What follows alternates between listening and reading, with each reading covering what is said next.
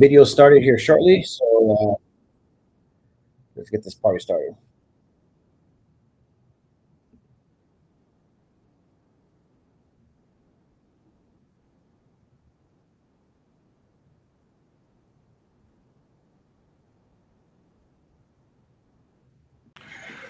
This is an open public hearing being recorded by the city. Proceedings are being televised by representatives of the public media, local cable and/or radio stations may be also broadcasting. The number of commissioners present is 4. It will require a majority vote of those present to pass this motion. All parties wishing to be heard are expected to state their name for the record, speak loudly and clearly close to the microphone. If you have not filled out a form and you wish to speak, they're in the back corner back there. Please fill one out and give them over here to Jacob. I'd appreciate it. When we do have people speaking, please hold any applause, groans, boos, and/or cheering. We don't want that, please. We'd have to ask you to leave if you do. So any comments from the gallery, please don't.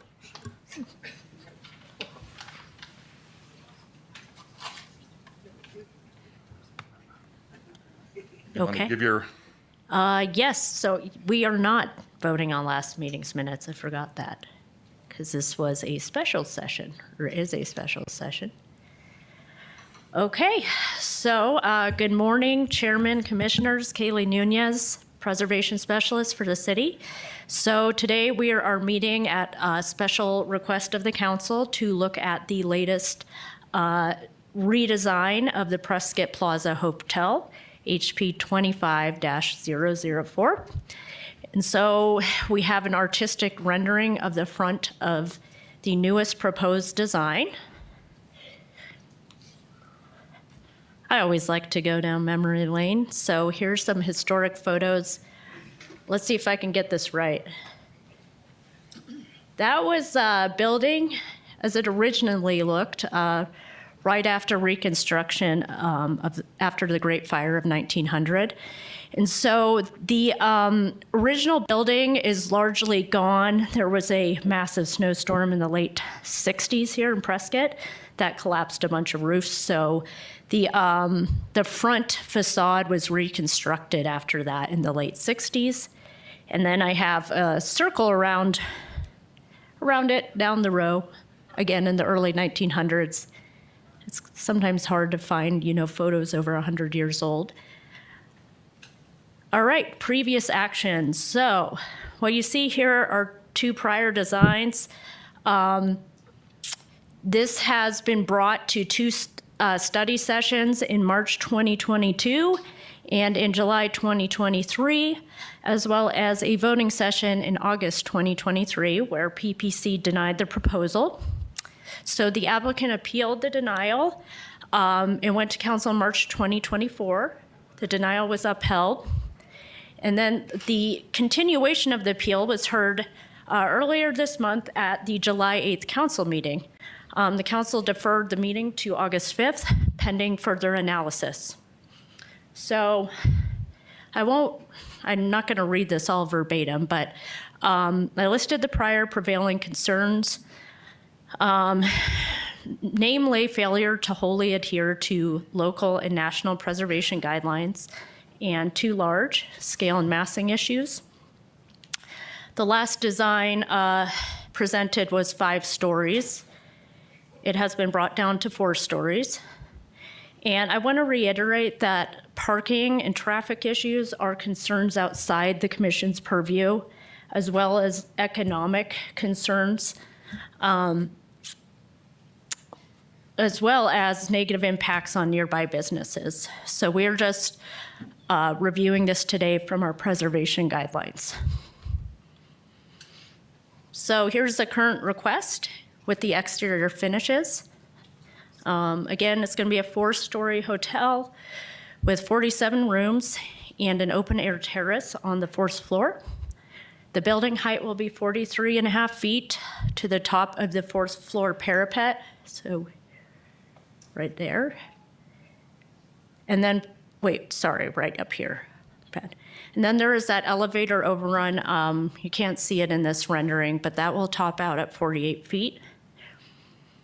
Brick veneer is a primary exterior finish material, and all the details are to be of natural stone. And then canvas awnings and black wrought iron railing on the balconies. So here are some additional perspectives, of course, from the top looking down at the open air terrace. And then the back alley perspective, which will have a secondary entrance. A dimensional diagram. So again, this is the elevator overrun we're talking about. It had previously topped out at, I believe, 53 feet, which was over the height guidelines for this historic district. So now it's at 48, which is in conformance with the height guidelines. So these are provided by the project architect, as were all the previous drawings. So this is a view created in SketchUp software, showing how the Plaza Hotel will integrate into Whiskey Row. This is looking from the northeast. You're across, like on the plaza. Okay, so the latest analysis, again, reviewed it against Chapter 8 of the Preservation Master Plan, and the detailed analysis is in my staff report, which was published last week. So the materials and details meet criteria. Windows and doors largely meet criteria. The sidewalk level configuration, the new sidewalk level configuration has improved from the last design as to be more open and compatible with the surrounding sidewalk level facades. The siding largely meets criteria. The setback on the third floor atypical. Buildings in district generally have a 0 setback for entire height beyond the first floor. Building size and scale largely meets criteria. By reducing it by 1 story, it brought it in conformance with the height guidelines. Though it is 4 stories, the height to the top of the main structure is in line, is 43.5, which is more in line with the Palace and Hotel St. Michael's. And then demolition, it meets criteria, again, as the current building is not on the National Register of Historic Places. However, it is architecturally compatible with Whiskey Row. So today we are moving to recommend an action. So move to recommend to approve or deny HP 25-004. And we do have the applicant here who's going to give a presentation of their own, and then we'll open it up for discussion and public comment. Well, I did see the applicant here. We have your presentation loaded. Presentation away from me. This should work. I don't know if IT is going to be.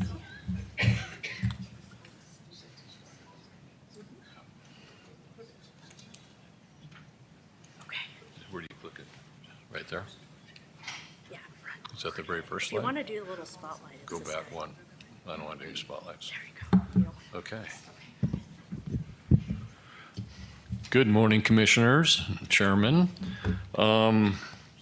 My name is Doug Stroh, and I founded Stroh Architecture 32 years ago here in Prescott. I was on the Preservation Commission for 13 years. I was a chairman for 3 of those years. I've worked on design to 23 historic projects, and I've won 6 Governor Awards for 6 of them. I wanted to, also, my office was right next door to this building for about 15 years downtown. So we have designed the Plaza Hotel. It meets all the criteria except for one. And I've had meetings with Nancy Burgess and Bill Otwell, my 2 mentors, and they are in full support of this building also. One of the things, the earlier designs that were presented by a different group were probably too ornate. And the guidelines, clearly in the national park guidelines, say that the building should fit in but not be the focal point. And I think the previous versions, that was the focal point, and it was too high, and the massing didn't really work. So we've made it more straightforward. It fits in, but it certainly won't be the focal point of Whiskey Row. And I think that works out pretty good. And of course, as Kaylee said, the current building is a non-conforming building. It only goes halfway back on the lot, and a lot of parking behind it.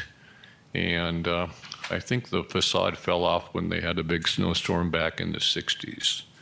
So, oh, I got my clicker.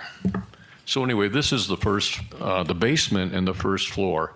The basement, as you can see, is we pull the basement walls primarily away from the other buildings, and we've had our structural engineer look at this and work with us on that.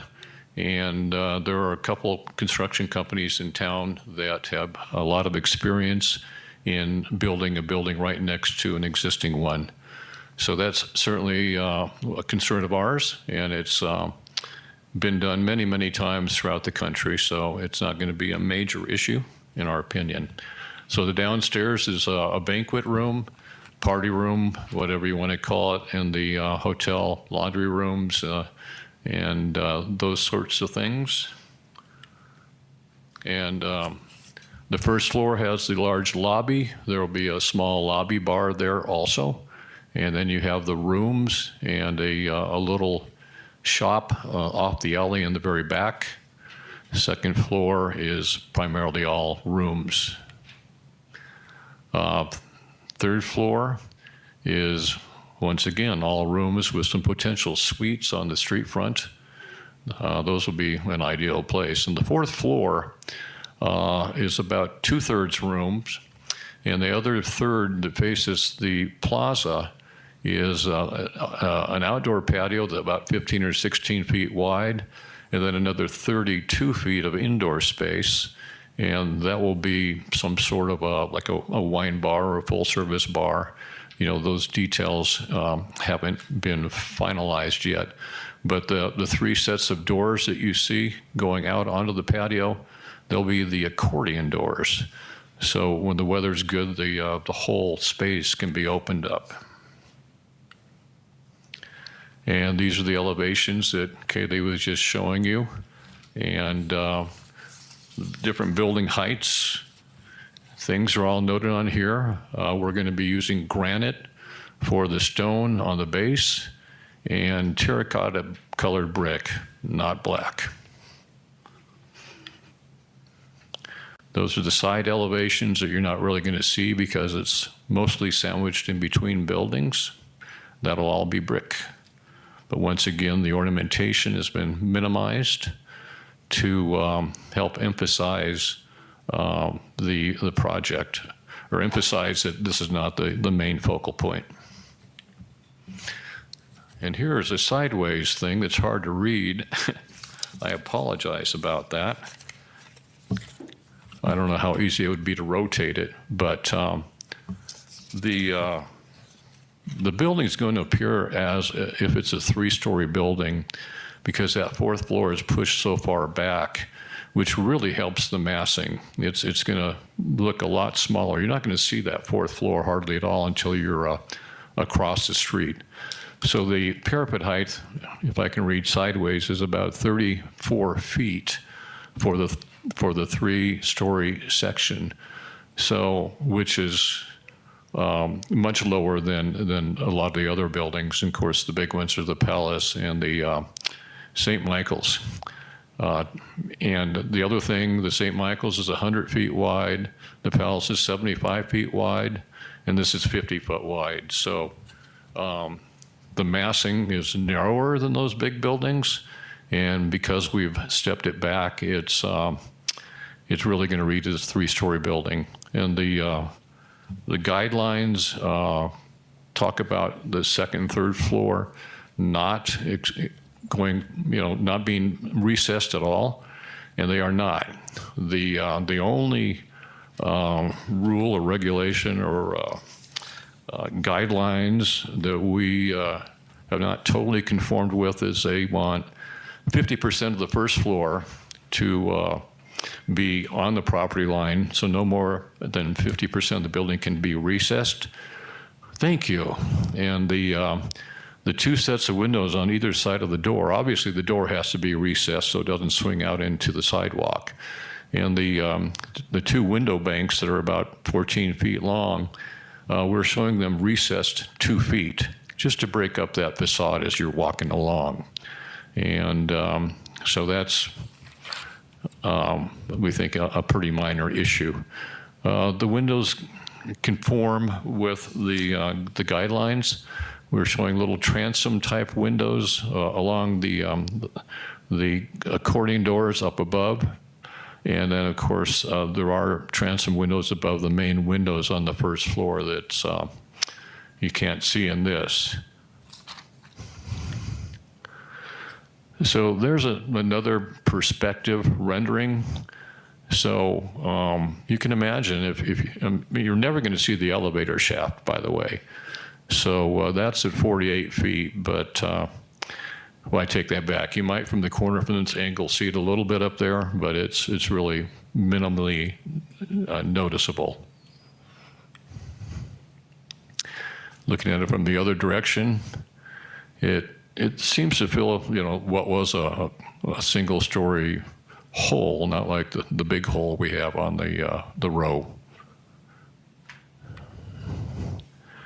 And this is the same rendering that you've seen. The only exception is with input from the two people I mentioned earlier, we changed the canopies over the first floor windows and increased the slope a little bit, and it goes down a little bit lower. That matches the old historic pictures of the canopies that were very prevalent back in the early 1900s.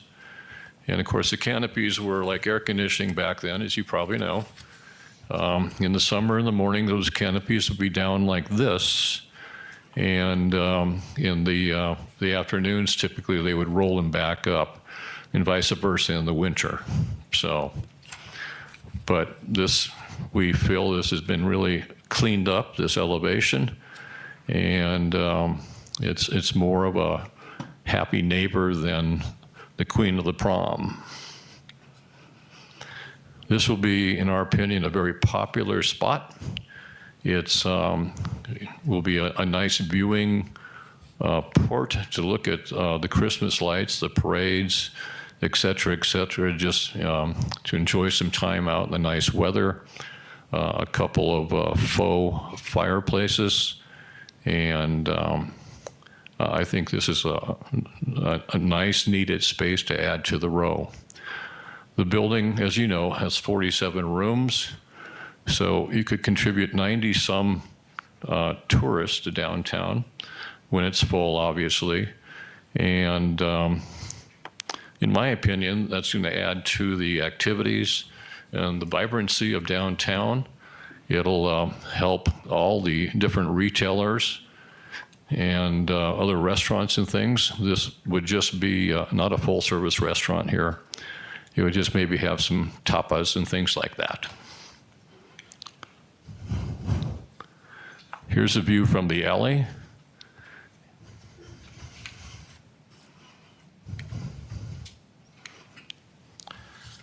And that is it on the slideshow, but I did want to point out a couple extra things. There would be no street closure. We don't need to close Whiskey Road to make this thing happen. During demolition and during construction, just like when the birdcage burnt down, we'll do a sidewalk that's enclosed with a roof for safety, and it will jut out probably in front of the sidewalk.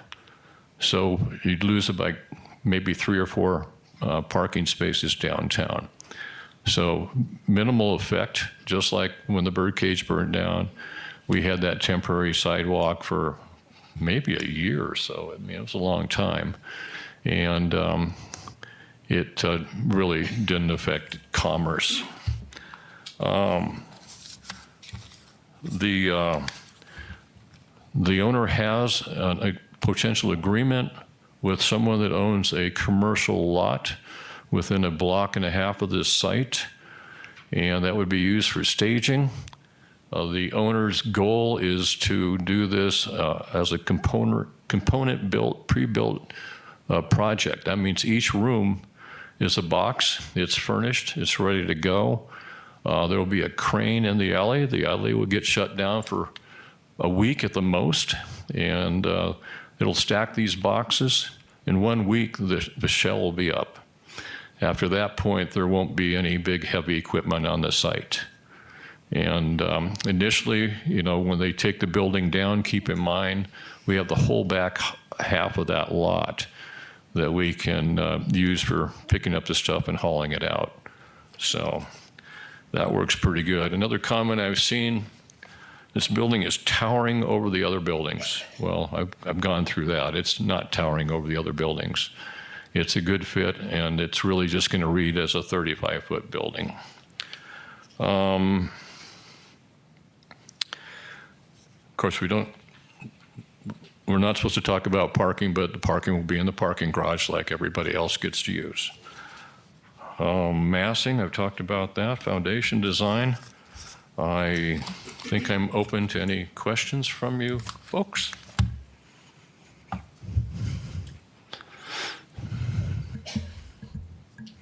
This setback in the back portion there, is that to the property line or is that set back 10 feet according to plans? I'm sorry, what setback? The rear, is that to the property line? Yes, it's to Or the is there property a- line. It's to the Does our property line. regulations say there should be a 10-foot setback from the Well- property line? We are at the property line. Not for the downtown business Yeah, district. I didn't see any And for setbacks. generally for the courthouse plaza, the buildings go right up to the property line because there really This were was in- not setbacks. Courthouse plazas in our guidelines in page 8.19. All the other buildings are to the property line, I think, except for the building we're talking about. No, I take that back, the art gallery. And others. Yeah.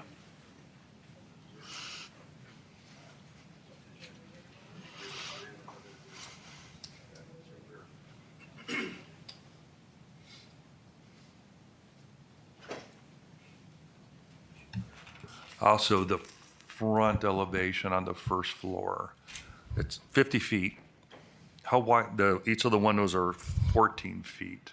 How big is the front entrance on that? Because technically, you're only supposed to have 75%, which would give you 37 feet total of glass and doors. Well, like I said, we've set the windows back, so that exceeds the percentages. And the door is typically would be, I'd have to go back to that. It's a recessed area, normally about 6 feet wide, recesses back into the building. Okay, so it's going to be less than 37 feet for all your windows and doors, glass and all that? Yes. And the parapets on the top, are they 4 foot in height?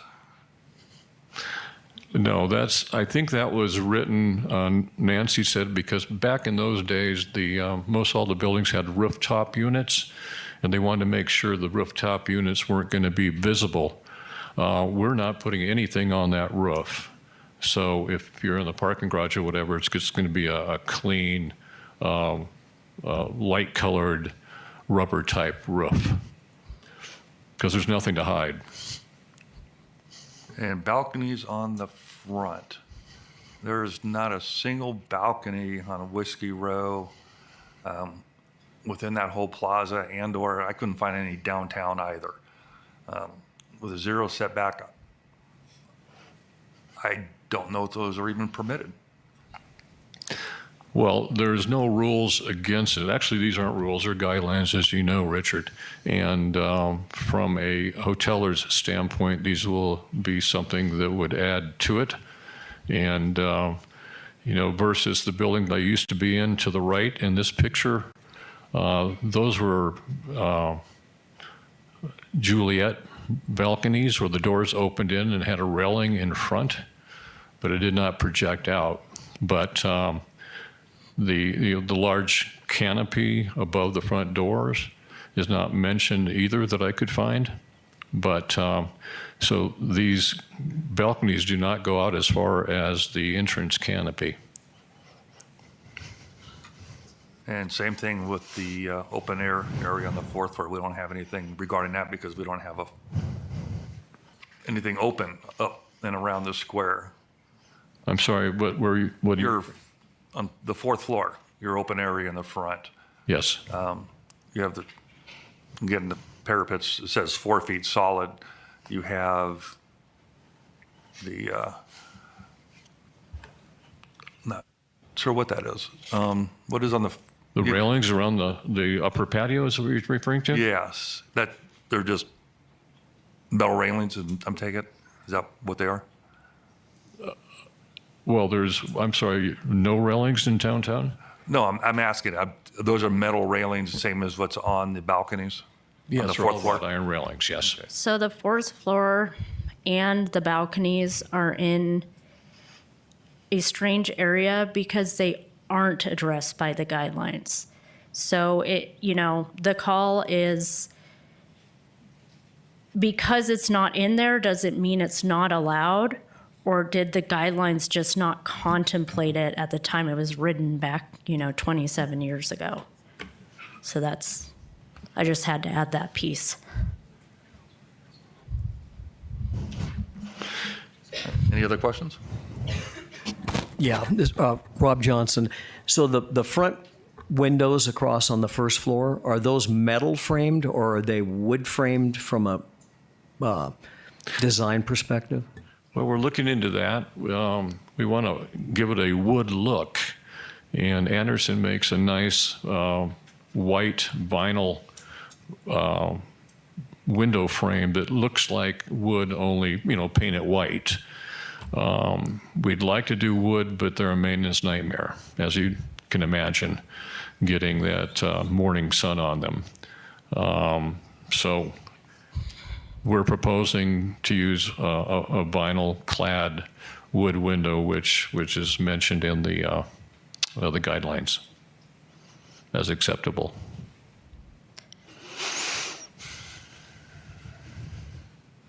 Good morning, Doug. Diane Travis. Thank you for the time and thought you've put into this. I can see there are major improvements from the original, but I don't think we're there quite yet. Are you guys willing to still make a few tweaks? Some of my concerns are the balconies on the front, the 5-foot balconies. I'd more prefer probably a Juliet style rather than coming out quite as far. And then the railings on the top, if it was solid rather than maybe wrought iron, the top wouldn't be as visible, the patio on top wouldn't be quite as visible. Well, my thoughts on the patio is the railings don't come all the way down, but you want visibility up there. That's part of the whole experience, is on that patio to be able to see out and to see down. And so I think it helps open up that space. And some of these things differentiate the building from the rest of the buildings on the row, which is mentioned several times, that you don't want to be, the focal point of the row. And I think having balconies is a positive thing for the aesthetics of it. It gives it more relief. If it was just, you can see what it would look like on the building next door. It'd just be windows. It'd be, I think, without any character whatsoever. And I don't think the guidelines are advocating for that. And they are guidelines. And so we would hope that that would be considered. That's pretty important. People like that. Good morning. Thank you for coming. I'm Janelle Valhansef. I also have concerns about the balconies. They're intended to be utilized by the occupants? Mm-hmm. Okay. I would have to agree with my fellow commissioner here in that I think that adds an element of sort of an uncontrolled space, if you will. And I don't think she's suggesting or I'm suggesting that it be eliminated so that the facade looks like it does at the building adjacent to that, but perhaps it could be brought in somewhat and presented as a Juliet balcony rather than one that is occupied and potentially utilized in ways that the street or the rest of the public are not happy with. You think that could happen with a Juliet also? I mean, is there any difference really? I mean, if the doors are going to be French doors that open up, so you're going to have a 6-foot wide opening, whether it's a Juliet or a regular balcony. I think you're thinking about people throwing things or whatever, but I don't think that's a major issue. But That actually is what I'm thinking about, is people being out there or smoking or throwing things or just behaving in ways that bring that activity out to the street, but also throwing laundry or a towel or whatever else they may. Yeah, we can't, good points, but we can't really talk about that for preservation. But if we're talking about what happens on the street from a preservation perspective, we're talking about how those would be utilized. Yeah, So that would be my concern. It's not addressed in the guidelines, so part of our job is to determine how it is addressed. So that's all I'm saying, is that I echo those concerns. yes, if there's lawlessness, that can happen anywhere. And the palace, per that, your thoughts, the palace balcony should be shut down. And I respectfully disagree. I think if it's, well policed and the manager, et cetera. Keep the comments With- down in the background, please. With respect, the palace balcony is an open area that can be policed. Balconies attached to private rooms are a different story. You're right.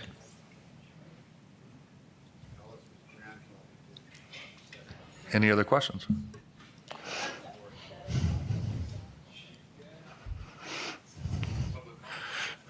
yes, we can start the public comment.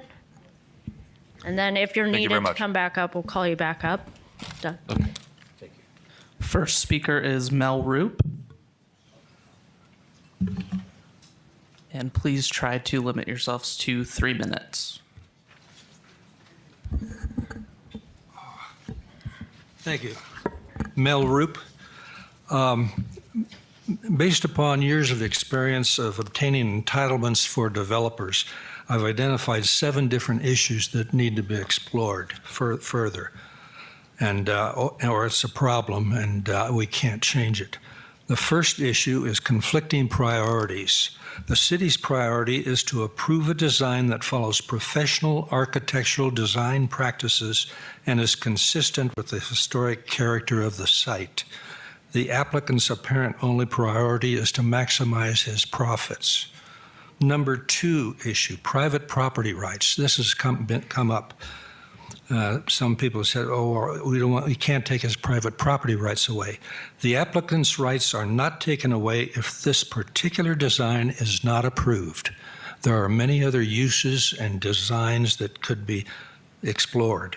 The city addresses this in section 2.3 of its land development code, which allows numerous uses in every district so that uses can be found that are appropriate for any size parcel.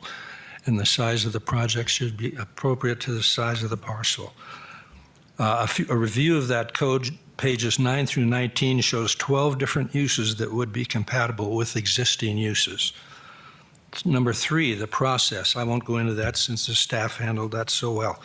The 4th issue, options available to the applicant. If the design is not approved, the applicant has options. 1, selecting other uses. 2, continue to revise this design or withdraw the application.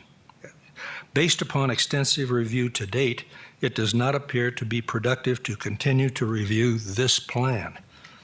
Number 5, one feasible option among many would be first, one option that may be responsive to the shortcomings of this plan and have a chance for success would be to restrict hotel uses to the second floor and above and incorporate other uses on the first floor which are more compatible with the pedestrian use. Number 6, failure of the applicant to utilize accepted professional design practices.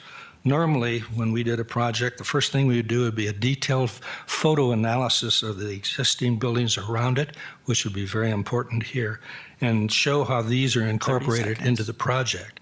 That apparently wasn't done, especially at ground level. Secondly, professional architectural design requires an analysis of the need of the ultimate users of the building, just like if you were designing your home, and how well those needs are accommodated. In this case, the designer must understand the importance of the pedestrian at street level. That has not been shown, especially in this latest design. 7th, the pedestrian experience on Whiskey. Time is up, I'm sorry. Pardon me? Okay, 20 seconds? Last thing, okay. The most important users of Whiskey Row are the visitors who come to experience our history. The design should incorporate elements of a pedestrian scale, pedestrian-friendly uses, and 19th century details. The existing frontage has 3 tenants, each with their own entrance and uses that are popular to the visitors. The proposed plan shows a single All right. contemporary Time's up, sir. Thank you. entrance to the hotel. Thank you. Which is the best? Thank you.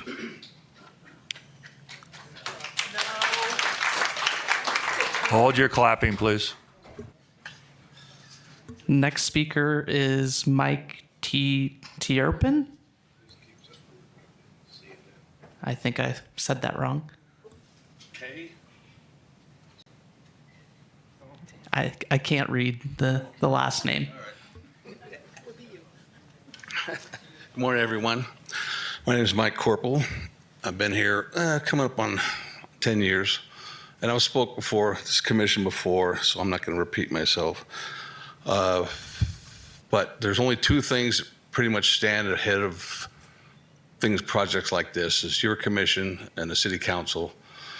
And hopefully you'll do the right thing, because the up and coming candidates on the ballot have an awful lot of pro-growth people on there.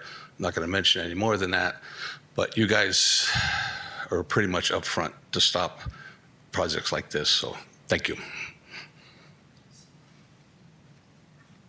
Steve Parker.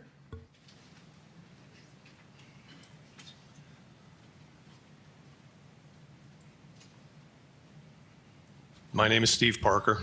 I've stood up here before as well. Prescott resident for 31 years. Been here a minute. Preservation Commission is here to preserve. Preserve what? Preserve our history. That building goes up, you're going to have to find every sign that says "Welcome to Historic Whiskey Row" and put a big red X in historic, because it will no longer be that. It was already mentioned, when the birdcage burnt down, they didn't rebuild it. Why is that? Because they wouldn't be historic.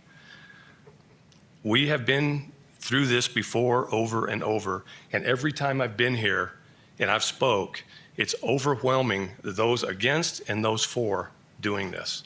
I don't know what he has against us here in Prescott, but for some reason, he's really hell-bent on making sure he gets his way. I hope he doesn't. I truly do. Edward Wolf.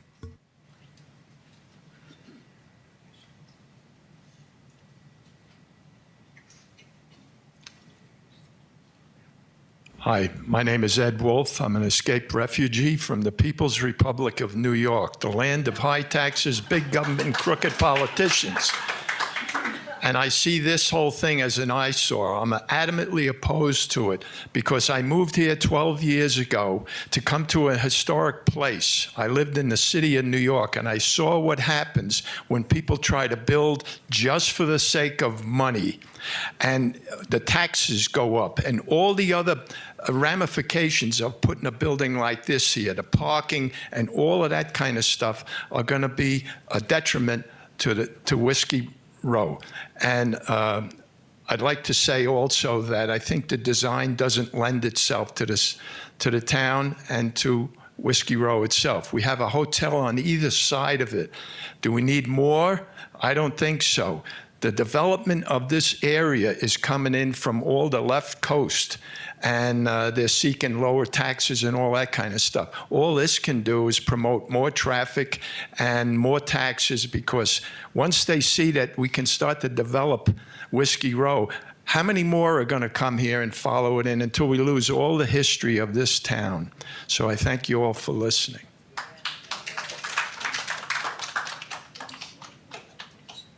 Sandy Griffiths.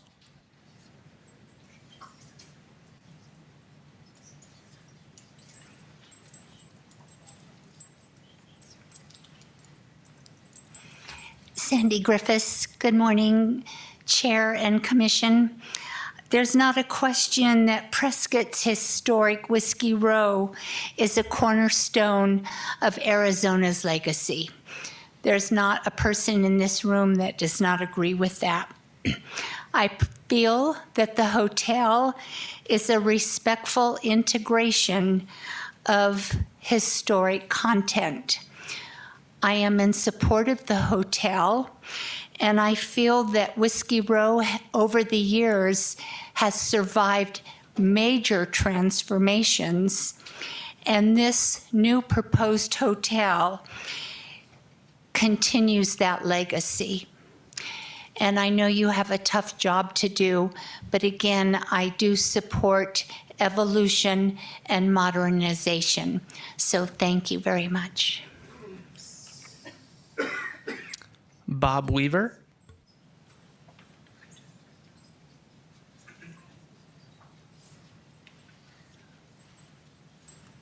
Thank you. My name is Bob Weaver, and I oppose this project. And from what I've heard today, we talk about the obvious thing. It's not supposed to be a focal point.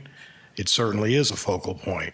The only building on Whiskey Row that should be a focal point, and they've earned that right, is the Palace. And that's what everybody looks at when they look at Whiskey Row. This is an eyesore with these balconies sticking out. I could only imagine during the Frontier Days parade coming down Montezuma what's going to come off of those balconies. With 15, 20 people jammed on that, it shouldn't be allowed. And again, we're talking about mostly compliant. How about 100% compliant? If I'm mostly compliant driving on a roadway, I'm going to get pulled over. I need to be 100% compliant and stay in my lane. They need to stay in their lane with this. I do suggest an alternative for this. You've got the public school building that's abandoned, that's not being used, that's down on the corner of Goodwin and Granite.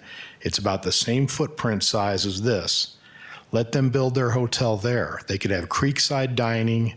They could still have access to the parking garage. They won't disrupt Whiskey Row, and they keep it historic. Your job is to preserve and protect. Well, you're not preserving anything. They're tearing it down. So that's not being preserved. That's being redeveloped. So I encourage you guys to kick this back for either another round of design or just they give up and move on. And we keep Whiskey Row, Whiskey Row. And like has been said so many times, keep Prescott, Prescott. That's what we need to do. And I know there's some council people that don't seem to understand that, but again, third grade may have been the toughest 3 years of their life, but that's what it means. Prescott, keep Prescott, Prescott. Thank you. No clapping, please. Cowboy Dave.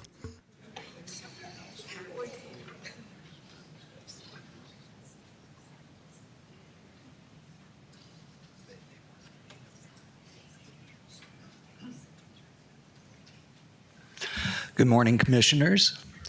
You got a tough job to do. I will agree with everybody that preceded me except for Sandy.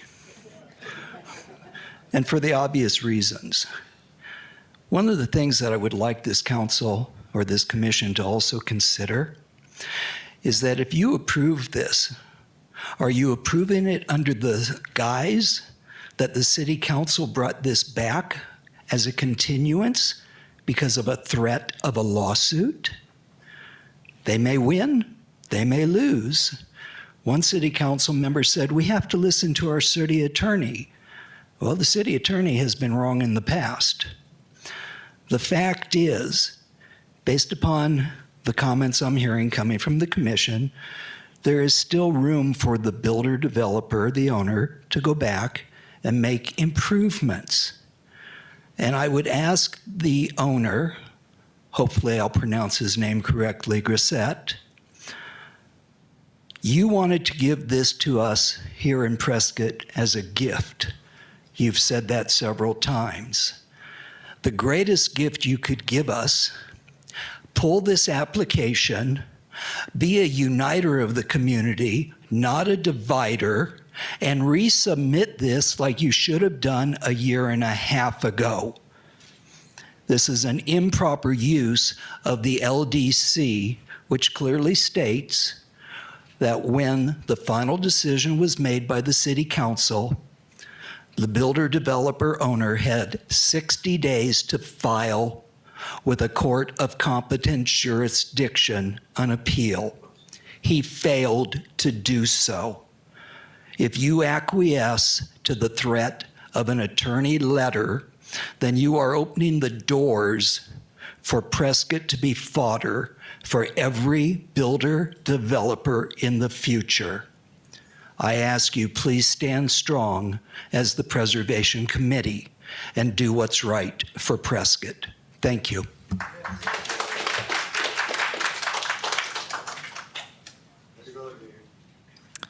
Ken Fiddick.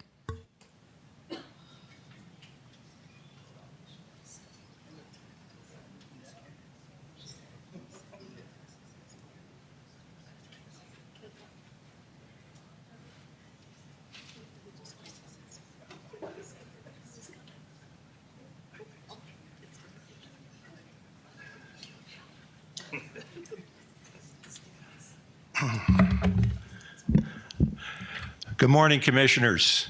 My name is Ken Fiddick, resident at Soaring Avenue, City of Prescott, Arizona. So many speakers have already shared some of my points, but I will follow up on that. Number one, get it right. Get it fully vetted. There's still some issues. The commissioners brought up the balcony. If I look at that rendering, I can't tell if that center section is a full balcony or a faux balcony or whatever you call it, a French balcony. But the comments about not letting people allowed on a balcony, I think is valid. You can still have the look. I'm going into the weeds a little bit, but I'm trying to be specific since it was brought up. You can make that a balcony, but not for people. The French doors don't open, but they look like they open from the outside. So that's one modification that could be made that I assume the builder or the founder or the owner would accept. However, in a previous report, or maybe it's in the detail here, you talked about Standard 9. Standard 9 is apparently part of the Secretary of Interior Standards. Susan Lawson, State Historic Architect, reviewed it and said that it was not in compliance. Maybe now everything is in compliance with Standard 9. I don't know that. I'm not an expert on that, but I'd hope this commission would make sure it is fully in compliance with Standard 9 if that was the only thing that was out of line. Number three, and maybe it's not for this commission, maybe it's for the city council, and there's at least 3 members here today. Has a structural engineer looked at this project? Not taken the architect's word or the owner's word. Has somebody from the city, whoever that expert would be from the city, looked at this? Maybe it's not part of your job. Maybe it goes between you and the city council in the next 2 weeks. But I'd want to make sure that a structural engineer has made sure that any demolition would not impact the adjacent buildings, the integrity of those adjacent buildings, which I assume are historic. And so as a Historic Preservation Commission here, maybe that does fall under you folks. But I would want to make sure everything, and I mean everything, is clearly vetted before you give approval of this project. And thank you for your time.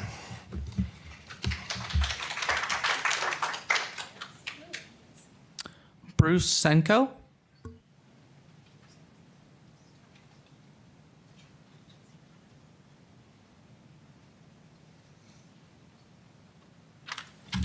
As he said, Bruce Senko. Yeah, I don't think we should approve it. I think we should go knock it down, bring the horse stables back, bring the brothels back. Let's go back to the way it used to be. Of course, I'm kidding. The city had a chance to approve a great hotel where the old city, city building was, with a nice second floor balcony and restaurant, but we decided not to do that. And we wanted another brick building. I don't quite see the fascination with brick buildings this town. I don't know if we were the foundry for bricks before, but it seems like, we need to step ahead. I really do think that this building is a great addition to downtown Prescott. I think it's needed. I don't see half the problems people are seeing. I love the top balcony. I think it's going to add a lot of positive stuff for the city. I think it's going to be vibrant. When you walk down, people talk about walking pedestrians. You walk down the street, you've got smokers out there. It's crowded. You can go up there and sit there and enjoy the courthouse square. I think you need to approve it. I think it's, we're nitpicking at balconies. Jersey Lily has a balcony. I don't see anybody throwing batteries off that. So I think you need to approve it, and I hope the city council does as well. Bill Fields.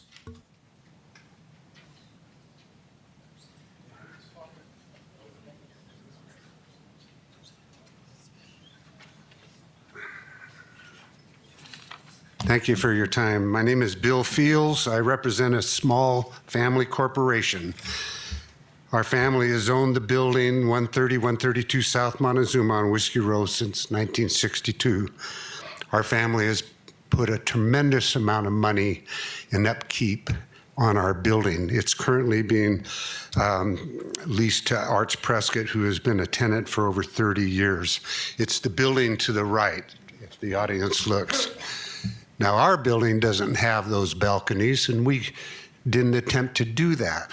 I get a kick out of the balcony thing, but I'd like to point out something that the Forest Service years ago did a survey around Ponderosa Park, and there was one house that had a balcony or a porch over Forest Service land. The Forest Service made them remove the corner of that porch. Those balconies are over public land. They're not over his property. Another thing I'd like to point out is I go down the alley of Whiskey Row quite often. It's an alley. If you look at these designs here, it looks like the front of the hotel is in the back of the hotel. It was brought up that there's not a 10-foot setback. That's a health and safety issue. Many times, it doesn't matter if it's 10 in the morning or 3 in the afternoon, I'll drive into the alley and some half shit-faced person is walking out the back of one of those bars on the south end of the alley. Now, those were grandfathered in a long time ago. Now there's a setback of 10 feet. This plan doesn't call for that at all. There's so many issues I'd like to point out, but I'm going to leave you a copy of some of our major concerns. I think it's a health and safety issue with people throwing things off. I don't know about you, but when I drink wine, I get real drunk. And they're going to control people throwing things off there. It's a health and safety issue. I also find it very ironic in his initial plans, he wants to take 2 parking spots away from Whiskey Row. He's not doing it in front of his building. He applied for 2 parking spots in front of Arts Prescott. This seems like a very selfish individual that doesn't really care about Prescott. He cares about his ego, and he some reason thinks when he's dead that people are going to think the name Grissett is a fantastic name. And it's mud in this town, and it's continuing to be mud. Hold the clapping, please.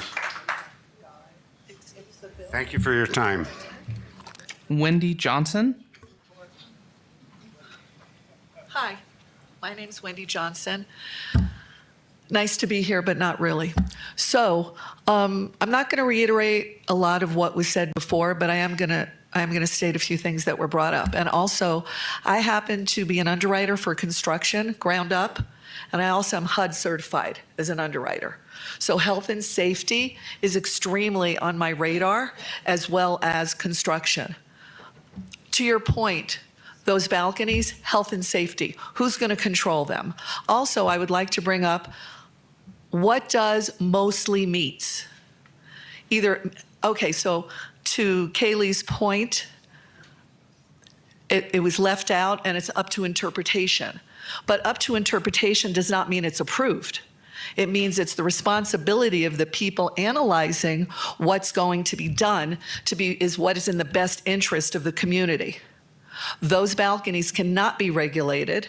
That is a health and safety. From a construction standpoint, has anybody really taken the time to study the impact on what's going to happen to the buildings adjacent to it? Because this will be a domino effect. Not only will it affect the buildings adjacent, but once it starts happening, it will start affecting the whole row, which is historically preserved. So emotions aside, I don't support this emotionally. I think it's an aberration of our little town, which what we're known for. Also, too, people come here for the historic aspect of our town. That is not historic. It's modern. Those railings are modern from a construction point of view. The bottom of the hotel, the level, at street level, it's modern. It's not historic. So in my opinion, that whole entire block from corner to corner should be designated as historic. And I think, I believe that you will make the right decision, but I think that the concerns, and also, the setback, to that gentleman's point of view, 10 feet setback in back. Okay, you have people wandering up and down the alley. They've been going to the bars and restaurants. They've been going to the stores. It's health and safety. What if somebody pulls up to the hotel and they don't happen to see somebody there and they run them over? Now, someone may laugh at me, but that's a possibility. So do we want to be responsible? And to the other point of view, as far as being threatened for litigation, please. Okay? He should have withdrawn the application because he did not meet the criteria for the appeal. So I'm going to stop right now. But from my point of view as a professional in lending and in construction and health and safety for HUD, I don't believe that this is healthy. I don't think it's safe from those aspects. And I don't think that it meets historic, it doesn't blend in with the history of the rest of the row. I'm sorry, I'm a little bit nervous. Haven't talked in front of people for a while. Thank you.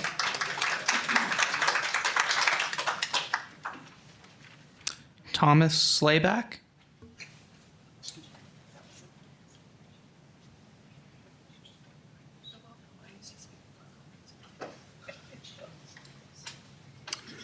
Good afternoon, Commissioners. I'm Thomas Slayback. I'm a longtime resident. I used to shop where this thing is proposed when it was back as a Western Auto even. I have big problems with this as being an eyesore, but the main thing I'm going to talk to you about is visual. And this is going to interrupt the view shed from the courthouse. It used to be standing just on the sidewalk below the west entrance steps. You could look across Twisky Row and see Thumb Butte in the distance. Nowadays, with the parking garage, this is the only spot that you actually have a view of Thumb Butte, and you have to be on the top level of those exterior stairs. My other consideration on the view shed is I've spent a lot of time in the courthouse, and one of my favorite spots is on the landing on the inside stairs. Whenever I have a break, I like to go there and look down over the town, and from there you can see Thumb Butte still. So I think we need to preserve the view shed downtown. Thumb Butte, that's one of our crown jewel views. So please save the downtown. Thank you. Robert Van Esch.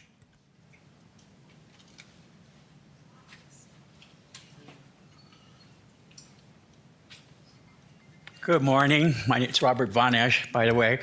I'm a relative newcomer. My wife and I retired here 3.5 years ago, and I thank God every day for Prescott. Such a beautiful city.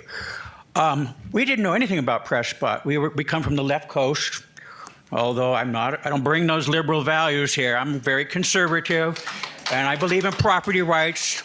I respect those very much. One of the things when I first heard of Prescott, we never heard of it until some friend told us about 4 years ago, why don't you try Prescott? My folks live there. So what do? You go to YouTube right away, and the first thing you see is Whiskey Row and the courthouse. And we fell in love. We got here, we stayed at the Grand Hotel our first night. That is that Whiskey Row, that small block is so precious. Take it from somebody who has not lived here and appreciates it as a newcomer. It's not Hotel Row, it's Whiskey Row.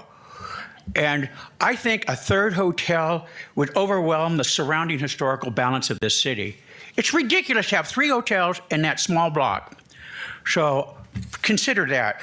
You need a balance with hotels. You need to have shops, boutiques, things that pedestrian traffic will appreciate. Not another hotel with a lobby. People like to go to those art galleries and shops. We always love to take our friends there. They're not talking about the hotel lobbies, they're talking about all those beautiful shops. Keep that character to this town. You know, this is very special, folks. Maintain the cultural identity of this city. If we lose it, we can't get it back. Please deny this project.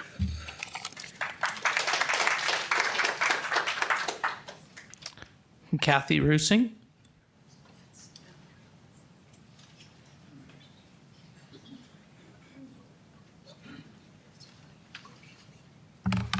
Kathy Rusing, Prescott, Arizona. First of all, I'd like to thank Mr. Griffith for investing in our community. He bought a wonderful building that is a great rental property with 3 tenants. It'll produce a cash flow for him, and it's in a very famous location. That being said, I have a different point of view. I think we need to look at this as a business deal. Did Mr. Griffith do his due diligence when he bought the property from the seller? Did the seller make promises or statements to him saying, knowing that Mr. Griffith was from out of town, did the seller say, hey, no problem, you can demo this, everyone will be so excited for another hotel, this will pass with no problem, I know people downtown. And I'm just very concerned that the Goldwater Institute is considering this as a taking. And this is not a taking, this is a business deal between 2 private properties, and I'm wondering if promises were made that we're going to obligate the city to issue a permit for a demo. So we can't be held responsible for promises made by other people, and we can't be responsible for a lack of due diligence by a private property. So I just wanted to tell you that that's my point of view. This is a contract that was made between 2 two private property people? And are we responsible for just automatically issuing a demo permit just because they think we should, and not look at the negative repercussions on the area as far as parking? Thank you. Jim Gehring.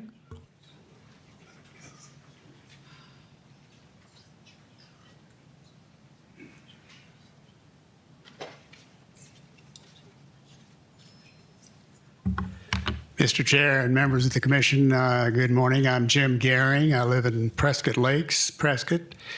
And I'm not going to add a lot to what's been said, other than that, in my view, existing setbacks that are non-conforming are irrelevant to this proposed use. So new uses need to comply with new regs and requirements. I kind of wonder whether the fact that this building, the existing building, is not on the list of historic places means it's not worth preserving. And I disagree with that. I think it is worth preserving. It goes back to the mid-1920s, as I recall. After the roof caved in with the snow load, they rebuilt it, and that's what we have today. You're all aware that the proposed use relies on the parking structure for parking. And this morning, about 45 minutes ago, I walked by there and the lower floor of the parking structure was full, and there's not much going on in Prescott today. I know you don't have purview over parking, but are you aware that the proposed use eliminates 6 existing parking spaces that employees for Mountain Spring Gallery, Harley Davidson, and Wild at Heart are using?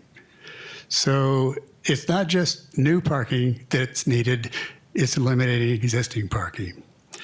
And then on the issue of demolition and reconstruction,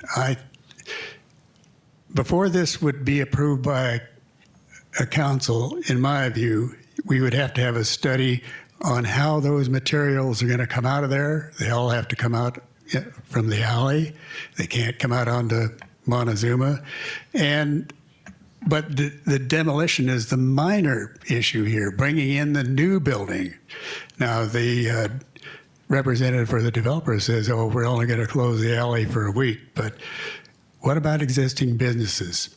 And then last, this proposed use eliminates 3 long-standing existing businesses. I think you need to think about that, whether that's a reasonable thing to allow. Thank you.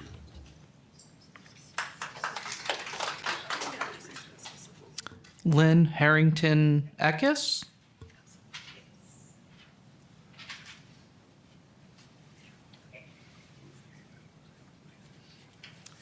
I'm Lynn Harrington Eckes. I have been a Prescott resident for 14 years.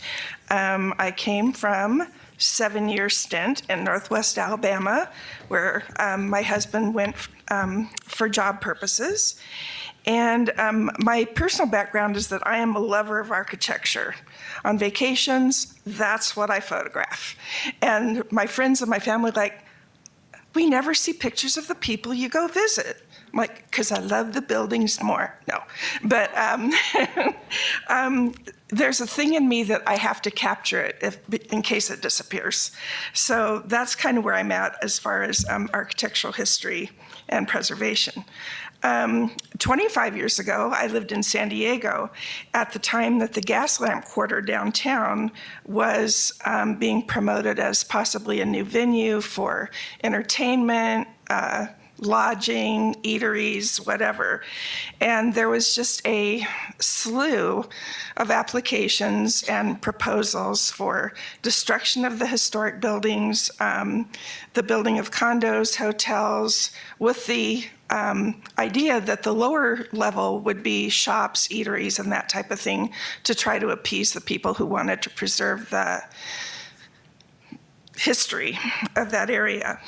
The allure of that district was not only its history and aesthetics, the nostalgia associated with it, but most of all, it's architecture, which speaks to all of those other issues. Nothing frames history, nostalgia, and aesthetics more than historic architecture does. So somehow the gas lamp survived. It's still thriving. A lot of the buildings were able to stay. Most of them have become shops, art galleries, and that type of thing, similar to what we see here. During our 7 years in Northwest Alabama, we bought a historic home built in 1918 in Sheffield. Sheffield had been largely an industrial town during World War I and World War II. My husband and I were really concerned about the preservation. Our house was one of two originally built in this little neighborhood of Army housing with two original bathrooms. So we learned that through research that our house had been the overflow guest house for the BOQ. So we'd had visiting dignitaries and other VIPs who had stayed in our house over the years, and that was a neat history. The neighborhood was called Nitrate Village Number 1 when it was started by the Army. So I've been here for 14 years. I belong to two local chapters of Your time's about up. Pardon me?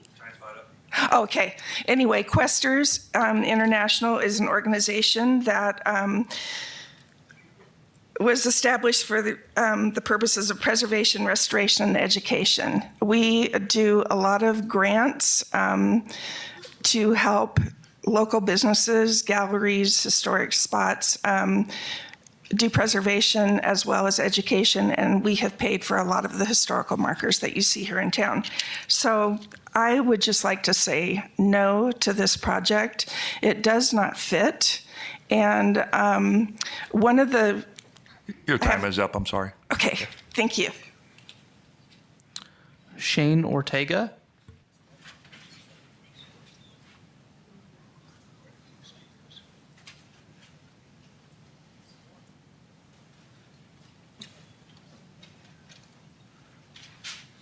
Hi, my name is Shane Ortega. I'm the owner of the Hotel St. Michael.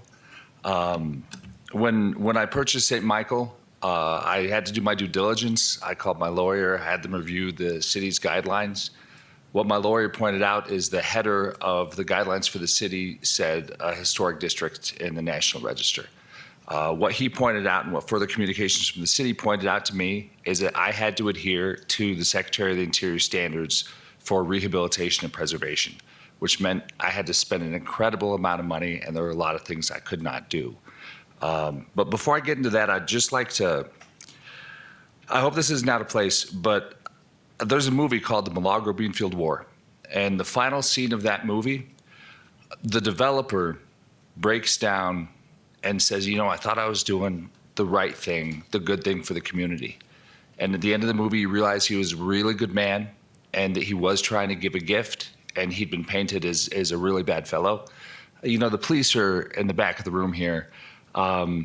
I've heard a lot of things here today that did not sound like Prescott to me. The thing I love about this community is that we see everybody as a friend, everybody as a neighbor. I do not know the owner. I do know Doug, who presented. He and I have come to blows a lot of time, but I see him as a friend, and I think that we are in danger of actually losing Prescott if we lose that sense of kindness. Now, with regard to the Secretary's standards, if the city does, in fact, have to adhere to them, I believe that the major problem is the massing of the building. I have a quote from my historic preservationists. I've worked with them on over 20 locations in the National Park Service. Here is what they say. Prescott Plaza Hotel presents concerns regarding its massing, which is inappropriate for its location within the historic Whiskey Row. While the applicant's plan claims to largely meet criteria, building size and scale by reducing one story from a previous design, the historic context of Whiskey Row, particularly the adjacent Prescott Trading Company building, suggests a smaller, nuanced scale of individual buildings. The historic building and all subsequent buildings were not multi-story. The historic pictures clearly show the limited height of this building in its historic context. They went on further to point out that the 1960s additions were actually done with in-kind and in compliance to the skyline. I've sent the commission via Kaylee, Department of the Interior interpretations of those guidelines and how they've set precedents. And their interpretation of those guidelines is that any non-historic additions have to actually be subordinate to contributing historic buildings. The link to that guideline is in what I sent Kaylee.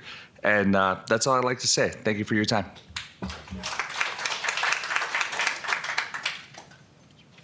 Linda Thompson.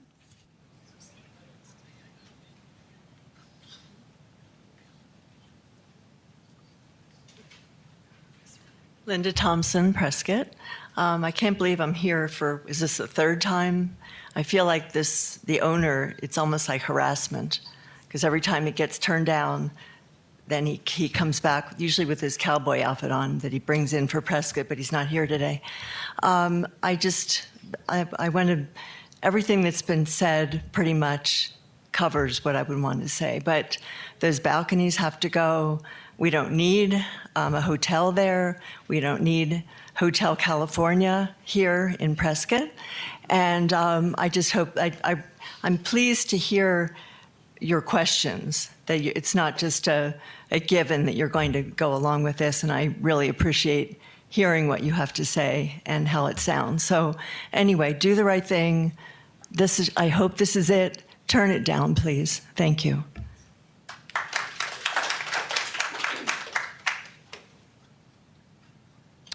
Sue Griffin.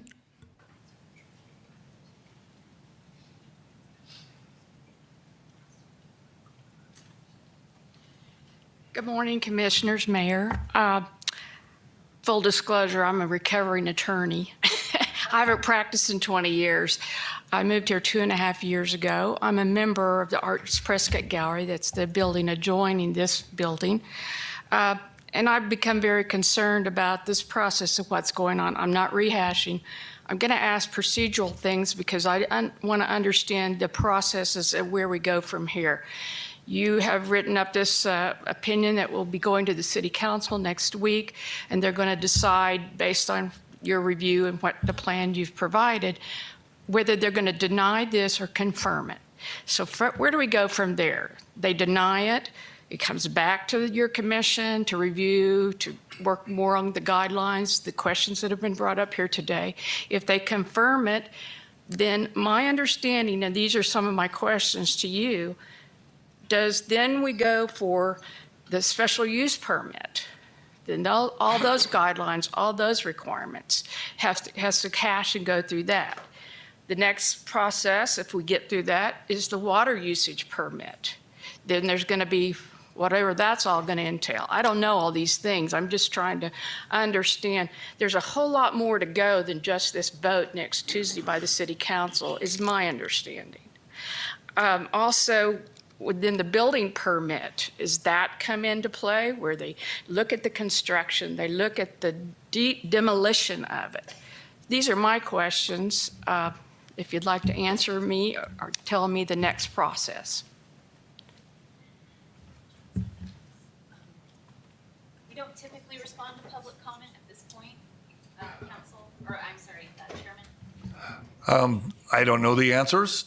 Right, we typically don't respond to Correct. public comment until after the commission wants. Do you want us to respond now or after? If we can address it momentarily, that's fine. If we can just get a couple of seconds.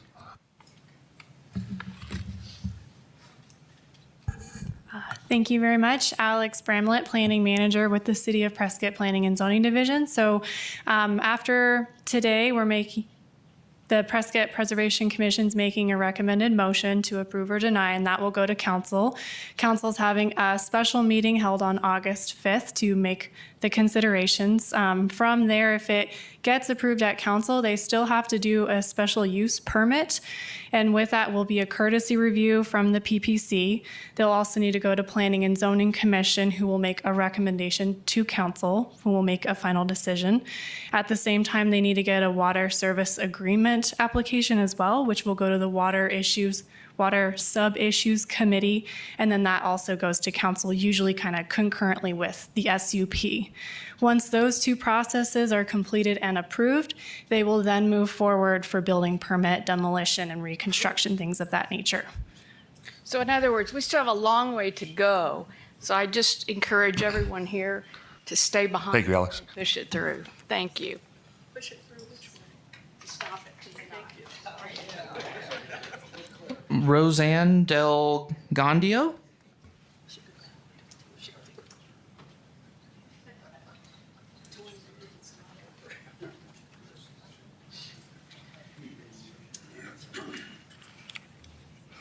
Roseanne Delgandio, Prescott. We moved here 5 years ago from East Coast. We love Prescott. The city, the street is considered Whiskey Row, in our opinion, our family's opinion, people that I've spoken to on the street, just strangers, that is the crown jewel of Prescott. You see Prescott, Arizona, that's what you see from end to end. The other thing is Thumb Butte. In my opinion, it's like taking down Thumb Butte and putting a parking lot over it and making it into a resort, whatever. You cannot get rid of history. Being from back east, we've had issues in Manhattan, taking down the buildings right in the middle. What if collapse happens on either side? Now you've got a third of Whiskey Row missing. Illegal wiring. What if there's illegal wiring that you don't know about in any of these buildings? You start toying around with that, now you got a fire. We just had the recent anniversary of the 1900 fire. My brother-in-law is a retired FDNY. He knows about those empty attic spaces. There's no fire break. Anything happens with a welding torch, anything during demolition and or construction, half the whole block can go up. That's a tinder. So even though you've got brick there, you need to have somebody come in and do like a forensic lookout in the buildings to make sure that that street does not accidentally fall down.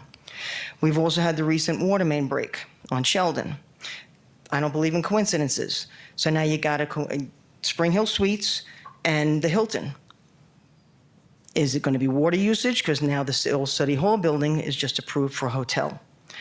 Where does the water main lines run? Our water main system, our infrastructure is very old. It can't handle this. What if, say on paper, sure, a week that you're going to have a crane in the back. And what if it takes 2 weeks? How are those businesses supposed to get their deliveries, especially the Palace, Jersey Lilies? What happened? I mean, you can what if it to death. What about when people come in for the parades, the Veterans Day Parade, July 4th Parade? What if this goes and it gets extended into multiple, year and a half of construction? You're going to put that off? Now, Prescott loses out on its resources, on its revenue. The builder going to give us money for that? You have to get rid of also the word guidelines. Make it rules and regulations to keep Prescott. Please. We don't want to see it change. I've spoken to people on the street, family members. I tell, what do you think if you have a hotel right there in the middle? And they're shocked. No, you can't do that. It changes the whole character. This is what Prescott is. So please reconsider this and keep Prescott. Thank you. Last speaker is Stacy Brown.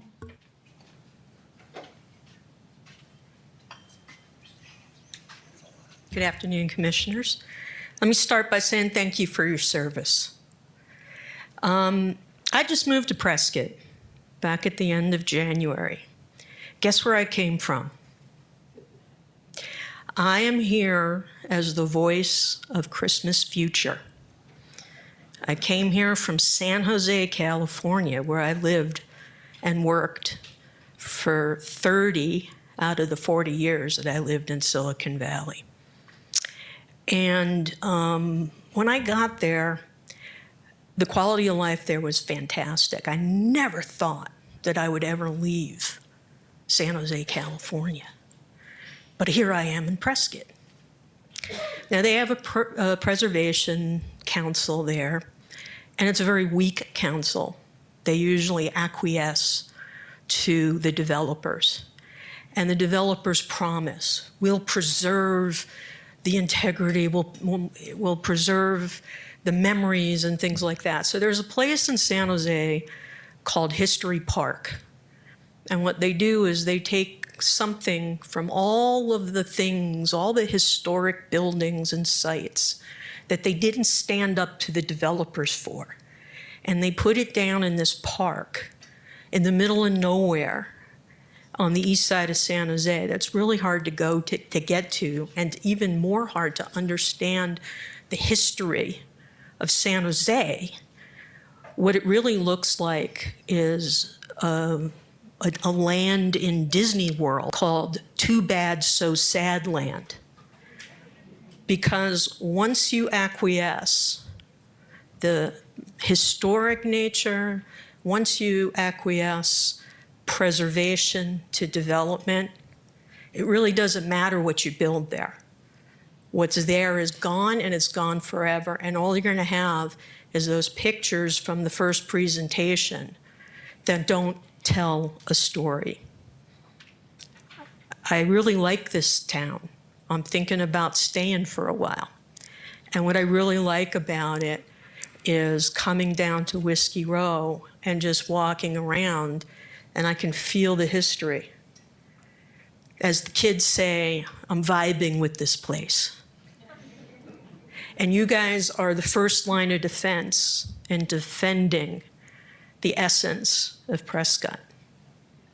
Excuse me, Prescott.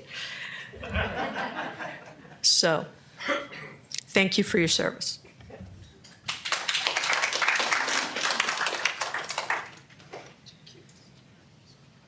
We can take a 5-minute break. Would you like to do that? Yes. That's okay legal? You're allowed to take a 5-minute break. Great, thank you. We'll be right back. Well, guys, this is kind of insane that, we're going through this process, but I've been texting a couple of friends and people in regards to this actual, this whole thing. Now, what my concern is that if we allow one building to go up, then guess what? We pretty much have lost the ability to, stop that type of build in downtown Prescott. Not saying that it could possibly happen, but guess what? It's happened in a lot of the historical places. As you guys heard from a lot of these people from out of town, from the West Coast to the East Coast, that when you get one person in there to go ahead and change something up, guess what? It just keeps on going. And, that's probably one of the reasons why we as a community is trying to stay in the idea of just keep Prescott. And this is kind of like what I feel is a last ditch effort to keep us in a historical monument, a historical place. And I really believe that we do have the team and the people out there right now currently that are wanting to go ahead and keep Prescott. And, it's not because we don't want development. I mean, I could go and show you several buildings and several construction things that are happening right now that we didn't argue on, literally argue on. And, I kind of want to do a little picture thing. And it's like, I wanted to say, we didn't argue about this. We didn't argue about this. And it's going to keep on going because we didn't argue about it. But when it comes down to historical value and historical principles, I think that's what Whiskey Row really brings to our table. And a couple of things, something that, really kind of affected me today. There was a post that was going to one of the groups that was saying, can anybody give us the video where we got beat up downtown Prescott in the parking garage? Yeah, that was one of the questions. And I'm not saying that today or this year was the only time that this type of stuff happens, but these are the types of things that are happening because we are opening our doors up to several newcomers. And we as a community have to really think about what our trajectory is. Do we want to go ahead and allow growth and all this newness? Or we just keep it the way that it's been for several years, and people are coming up to the table. They're saying some pretty big things where if we don't allow this type of stuff, then we will die as a community. And I'm thinking to myself, I'm like, well, we've kind of been here for hundreds of years. How how are we going to die? We've always been strong enough to go ahead and keep going with what we need to do. And Prescott's always been in a bubble, but now it feels like we are coming out of that bubble. People are investing into our community that want to go ahead and see, money coming out of this town. And a lot of business investors, you could go ahead and call them and ask them if they feel the same way, because a lot of them are not investing in Prescott because it's hard to go ahead and get things going here. And I'm not saying that's a good thing, but at the same time, it's like, what are we really doing? What is Prescott all about? And what are we trying to do? Being born and raised here all my life, I feel like, yeah, of course we can need some new things that will help benefit our needs or our wants. But is it really that important to where we sell off our land and sell off our history, our character, just all because somebody wants to give us a gift? Now, we have a lot to go ahead and prove. And I feel like a lot of these council members and a lot of these people that are on the commissions, they really need to go ahead and listen to the community. And if they don't listen to the community, we as a people need to go ahead and figure out how to go ahead and put people in those places that will care about us. And if you haven't been here for long enough, and you're not getting into these positions, like, it's hard for us to talk about that.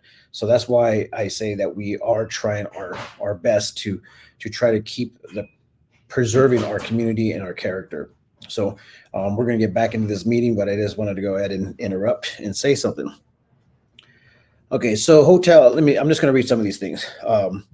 Ken, I'm pretty sure it was in regards to what I had to say in regards to if one gets posted, and then how are we going to stop the rest of it? Let's see. Even the bank, former Galloping Goose, on the end. I mean, that was one of those moments where nobody really was thinking or talking about it. But once again, there was a lot of chatter about it. It was negative as well. Nobody wanted a bank there. They should have put a restaurant in there, which would have been better served, to be honest. I don't know why a bank decided to go out there, but it is what it is now. Let's see. I think that was it. The hotel there doesn't bring any benefit to the people of Prescott. And I kind of agree. Don't get me wrong. I actually like the concept. It's actually a really cool concept, but in the location, obviously not. I don't believe that it belongs there. I mean, there's a hotel supposed to be built over there at the old city building on Cortez and Goodwin. And we didn't oppose that. I think the only thing that was actually opposed is the design of it. So they came back, they designed it, and now it looks all right. I mean, all of Cortez building side looks like a big old wall. I wish there would be more doors and more, maybe some, stores or whatever, boutiques that would benefit, that whole commercial side of Cortez, but who knows?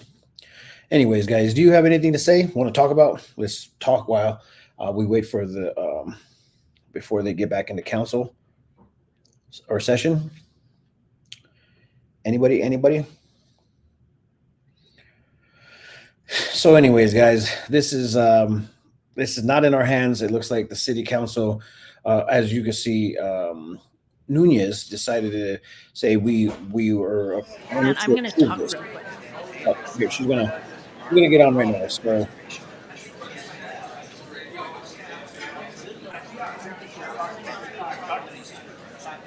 I'm going to get on real quick, and then We could stop this talking. We're going to start again, please. Nunez was okay to go ahead and approve it to go to, he said approve recommendation.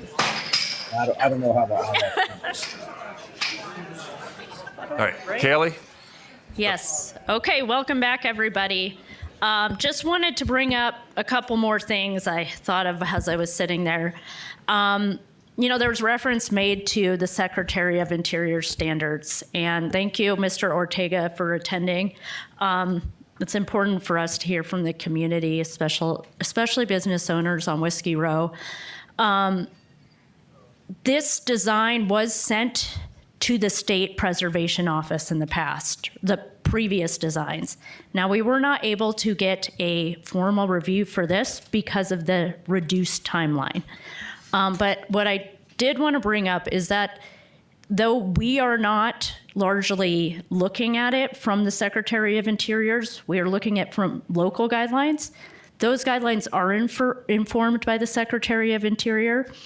And one of the main tenets of historic preservation is that you have new construction be compatible yet differentiated.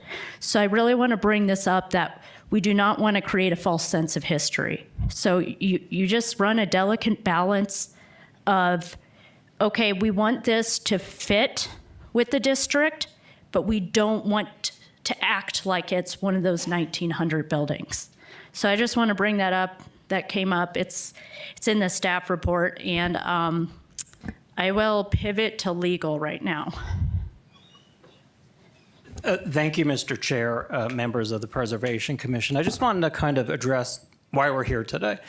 And the why we're here today is because the City Council has sent this back to you for your expert guidance on this. The Historic District Master Plan that governs the courthouse. And what they're looking for is your analysis of this particular project, not some other project or a project that may be amended, and whether or not you think it meets the criteria in these guidelines. That's kind of it. And you're going to send back that recommendation. They're going to consider it when they meet again in a few weeks. The one thing we did here, and I wanted to just kind of clarify, was the rear yard setbacks. They don't apply in this case. On page 8.7 of the Historic Preservation Master Plan, there is the sentence that says rear yard setbacks must be in conformance with the current zoning code. The current zoning code is downtown business. Downtown business does not have rear yard setbacks. In that 819, it's looking at the zoning that existed at the time that no longer exists. That is the AB and the B. You're going to see these little things like AB, BB. That was the old zoning districts, no longer applicable. So when you do your analysis, don't focus so much on that. As you are obviously aware, there are a multitude of other issues that the council is going to have to wrestle with that maybe, thankfully, you don't. Your analysis is going to depend again on the document and whether or not you feel that this particular iteration of the building and the project meets the intent and the guidelines. So to the extent you can articulate where you think it does meet it, if you can articulate where you think it's falling short, that helps for the record. So that's all I wanted to say is you have a limited scope today. You're doing the council a favor. They want you to kind of think about this and give them some guidance so they can make the best decision that they can make with as much information that's relevant for their decision-making capacity. Thank you, Thank you. Matt. And could IT bring up my PowerPoint again with the motion? Although you probably haven't memorized by heart. We'll see here.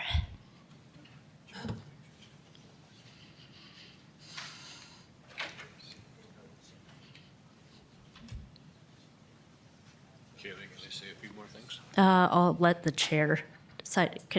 Can Doug say a few more items? Briefly. Yes. My client has agreed to change the balconies to Juliet balconies, so it'll match the building next to it, the Fields building. And as far as the structure, it'll be totally structurally engineered by competent structural engineers. And the building, unlike a lot of the buildings, will be fully sprinklered. And if the other buildings around it start falling down, this thing meeting the structural criteria that it will actually hold up Whiskey Row. Of course, we talked about zero setbacks, and I appreciate Mr. Ortega's comment on the massing. But if you look at that drawing behind you, he has the biggest massing on the row. But I think this fits in well. The massing is much smaller with the three-story addition, and it now, I believe, meets all of the suggestions in the downtown guidelines, with the exception of the front windows, and we can certainly move those out to the sidewalk, move them 2 feet if that's an issue with you guys. So the building is not historical, so I guess that's all I have to say. Thank you. Thank you. So in this case, you could move to recommend to approve with stipulation on the balconies, or deny. Stipulation that all the front balconies be brought to Juliet balconies. What do you guys Not suggest? protruding. Deny Do we or have a motion? approve? Comment right now. I'm not going to make a motion yet, Diane Travis. I just want to say, we as a commission, and I'm speaking for myself, but I say we, have put a lot of thought into this whole process. Many of us haven't been sleeping at night, so we don't take this lightly. And this new design is much better than the original one.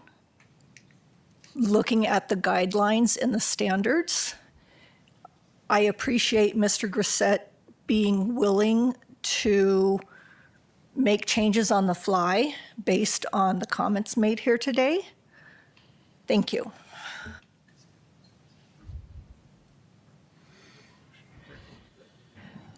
So, Rob Johnson, from a personal perspective, I take this job, which is, we don't get paid for this, right, Kaylee? I haven't got a check yet. So Not that I know of. Okay, Sorry. so I take this position very seriously. I do have Comment some if you concerns deny that or don't deal with the purview as to why we're here, but I'm going to say them anyway.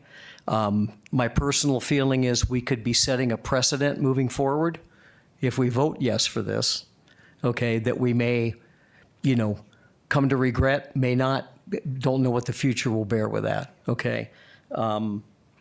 I personally think it would be more suitable for retail space. That's just my own personal opinion. Has nothing to do, once again, with why we're here.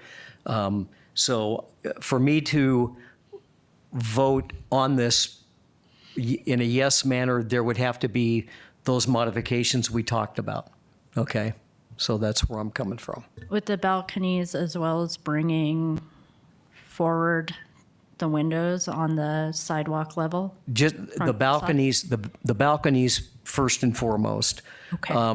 I would also like to see the design around the windows on the first floor look more natural in wood, around the glass instead of steel. And I know he talked about it beforehand, so. Okay, that can be worked into a motion. Of course, you'll have to, have the other commissioners agree with it. But we try not to get motions too complicated with conditions. With that said, I don't know if legal has any guidance. I mean, we can tack on multiple conditions, correct? Yeah, if that's something you want the council to consider in their final decision making, I think you can do that.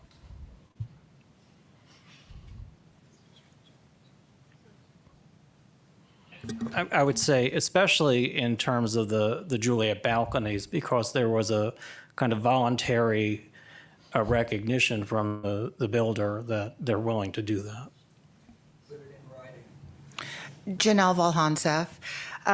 Thank you for making those changes on the fly. I do appreciate that you're willing to do that and also reconsider the setback. The direction that I heard from the city council is that they wanted, our charge is to determine how the proposal complies with the guidelines. And I understand guidelines are not specific rules, but it's the only thing that we have under which we can operate at this point in time. And putting personal feelings aside, we do need to give some guidance to the council as to where it complies and where it doesn't comply and where we may see issues exist. The issues, as we see, the guidelines do not address balconies. So the council needs to take direction, I think, from us in that regard on how it would impact the historic components of Whiskey Row. We have expressed, I think, what our concerns may be, and the developer has come back. We should still point out to council, I think, that the guidelines are silent on the balconies and what our position is on them. The other area I see that it does not comply is the 2-foot setback. Whether, again, it would be an opinion as to whether or not we like it or don't like it. The fact of the matter is it doesn't comply with that 2-foot setback in the front. The developer has expressed their willingness to reconsider that. And I think that those were really the only 2 issues or 2 areas in which it does not comply with the historical guidelines. And we need to be able to provide some guidance, I think, to the council in that regard. I also have a couple concerns. Actually, the biggest one, though, is not necessarily the height. I appreciate you coming down with that. But in our guidelines, it does limit 3 stories a number of times. There's no guidance for anything over 3 stories. And quoting here, adhere to historic height ranges from 1, 2, and 3-story buildings. That's on page 8.22. On 8.19, it says limit of 3 stories and 48 feet in height should be implemented immediately. 8.4, building height vary from 1 to 3 stories without regard for width. There is nothing, it's mentioned 4 times just in chapter 8, and then in the separate section we have for courthouse plaza designs, it's mentioned twice of maximize of 3 stories. I have a hard time getting past the 3-story period. I don't know, Matt, you have, No, I think what's going to be helpful for the council is when they look at the minutes, they're going to see your concerns. So I think you're on the right track as to what you want to do, whether or not you want to make a motion to deny it until there's compliance with certain things that you think there needs to be compliance with. You can do that. To the extent you want to approve it with conditions, and those conditions will be the same things as the reasons you might deny it, you can do that. Or you can just approve it as presented. any other discussion? Do we have a motion?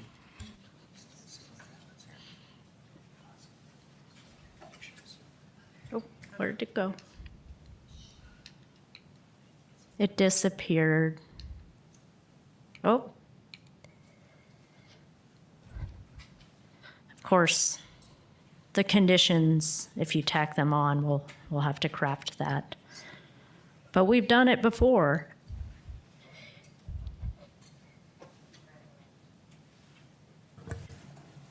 Kaylee, I'm looking for what was just referred to about the 3 stories and 48 feet. Yes. Where is, I can't find that in the guidelines. I know that the guidelines are like 32 pages long. I couldn't tell you the exact. It may be broken up. I believe it's under scale and massing. Yep. It's page 8.19, Yeah. under section 8.1. I know it's like under scale and massing, but This one is under district zoning classifications. There are other ones for architectural review, elements worthy of preservation, a summary recommendation. There's quite a few different sections. I was specifically looking at and is different than or, and so that's what I was trying to determine.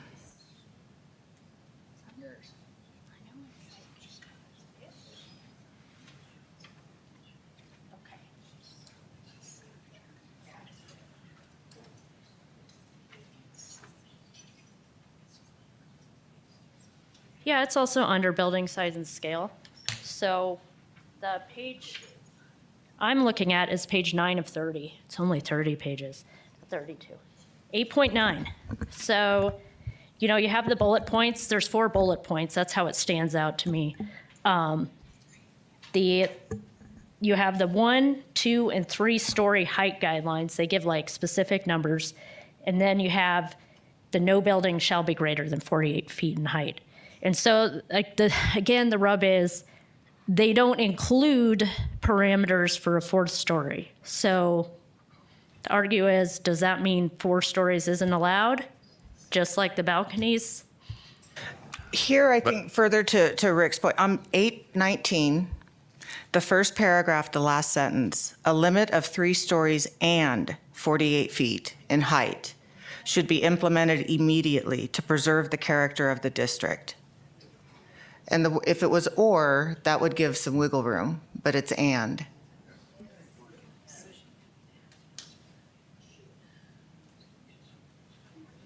And so I have to look if this is under district recommendations.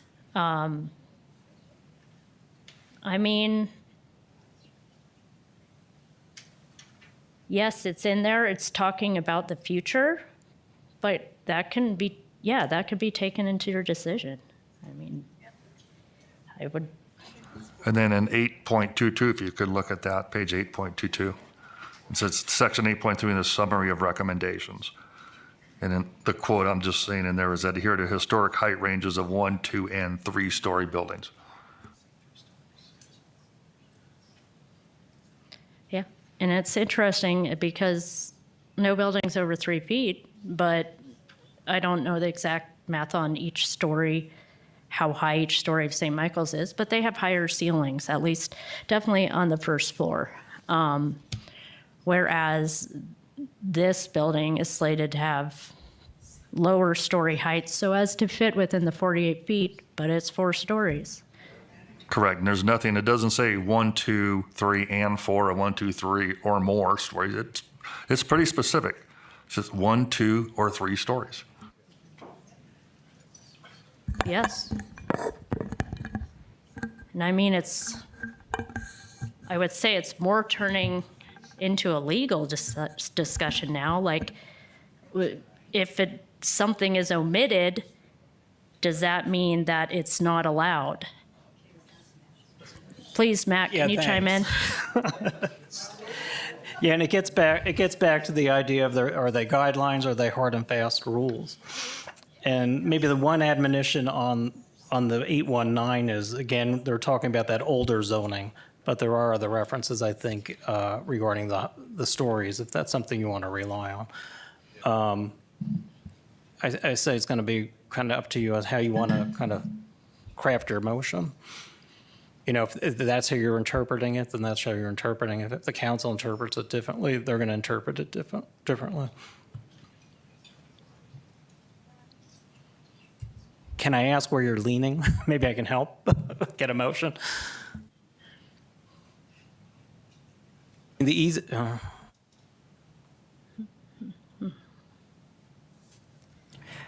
Speaking for myself, I think that this design is definitely workable.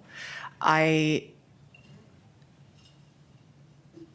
am not inclined to want to say deny, because then I am concerned that none of our concerns are actually, if you approve subject to, I feel like some of our concerns will be addressed rather than a full outright denial.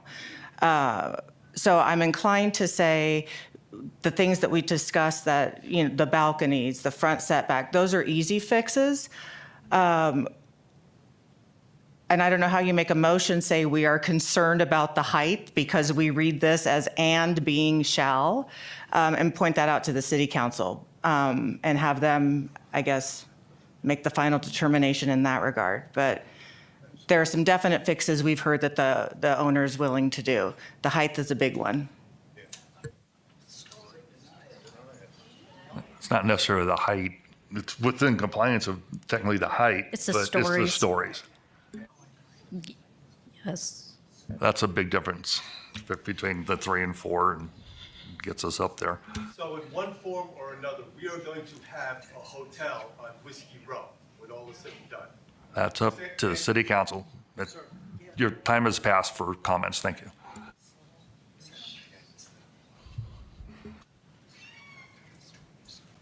So the conditions I'm hearing are a bit better compliance with the balconies. Um, The front window setbacks, and window setbacks and the, sidewalk level window setbacks be brought into compliance. and not being 4 stories. Well, that's, yeah, I mean, that's, I'm relying on the commission to make that decision. No applause, please. I have done my best to examine this over the past 2.5 years as a preservationist and Prescott native. So just be assured of that. This is why it's so important we have this commission, you know, to provide further guidance, as well as the state. So there have been several individuals and agencies involved.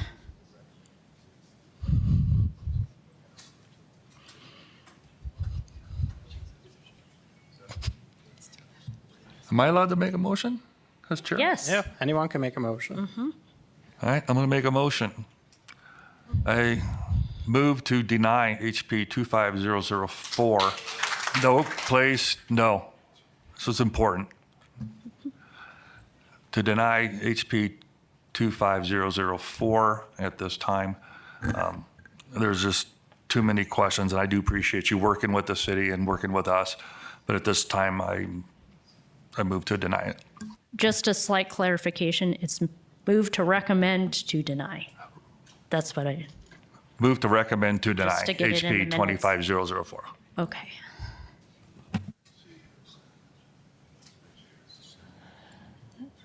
Diane Travis, I will second the motion. However, I would like to say this is not, does not have to be final. There is room to work with this.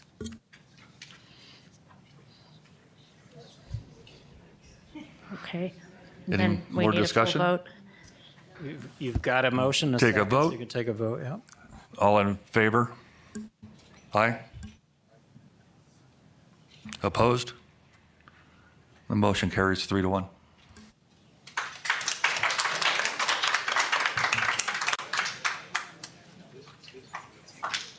Is there anything else? Meeting is now adjourned. Thank you, everybody.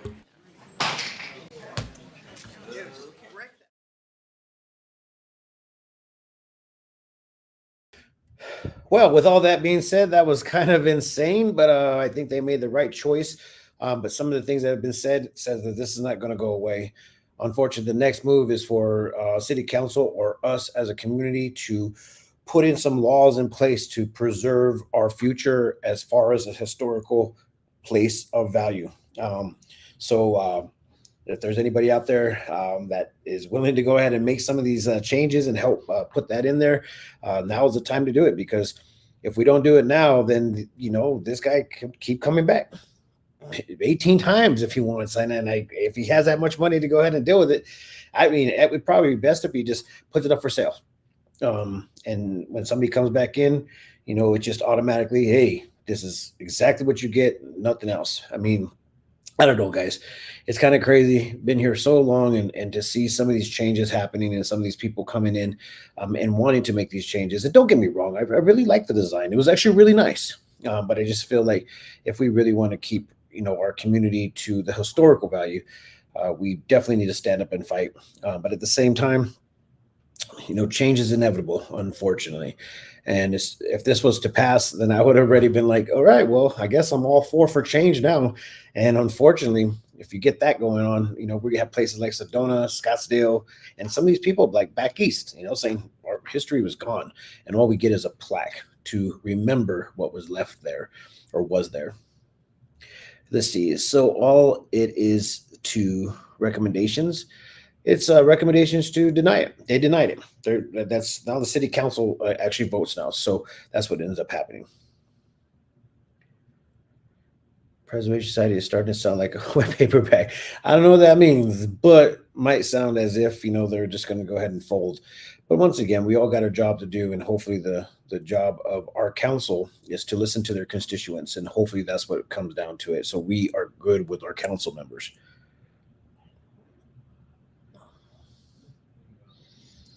Yeah, it's more of the less of the law thing. So I think that's kind of what really entices the council. But the bald clown, quote unquote. I think you meant Ted Gambogi. Yes, there is teeth, but once again, it goes to council. I think that's what ends up happening, but they all denied it, so the council should follow suit. We're hoping. So with that being said, guys, I got to get out of here. We've been on for 2 hours. I appreciate you guys. Thank you for watching. And if you can, share this video so the rest of the community knows exactly what's happening, especially those ones that are at work. Thank you, guys. Peace, love, and happiness. Let not be war. And remember, love always wins. We're hoping. Bye.